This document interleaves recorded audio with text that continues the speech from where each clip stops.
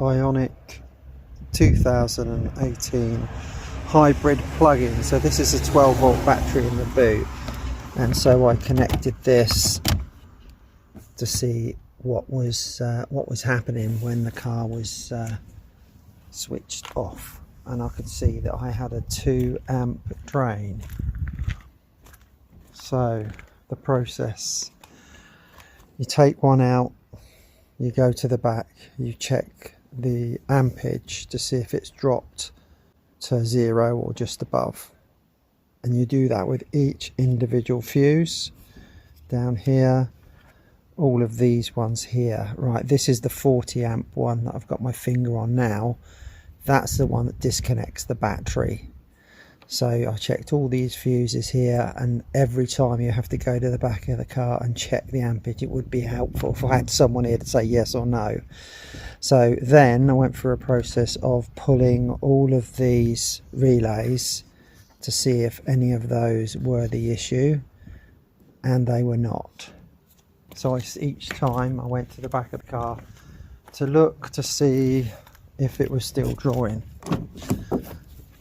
So then just here we have the internal fuses.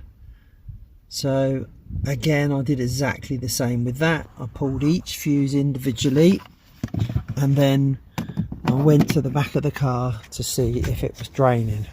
No joy at that point. So then I went to here. So on the back of this pack is the computer, CPU.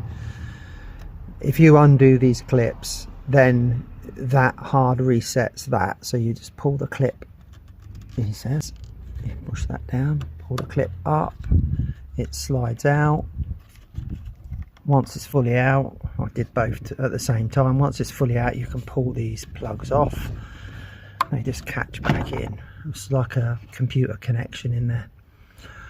Once I pulled that out, I went to the back and the drain had disappeared. So I plugged these two back in.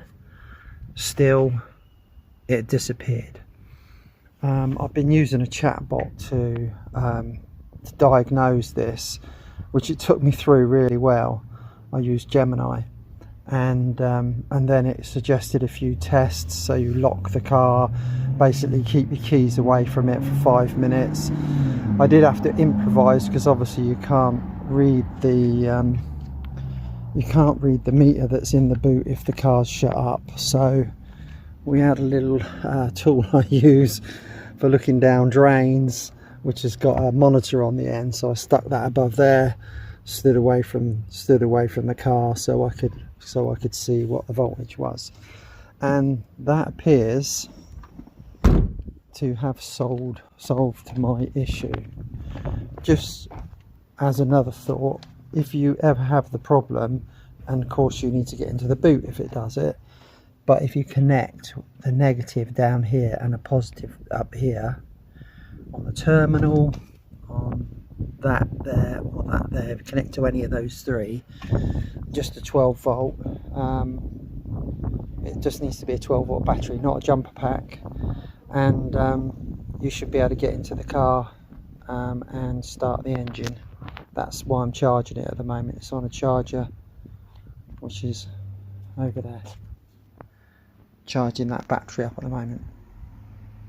I hope that's been of use.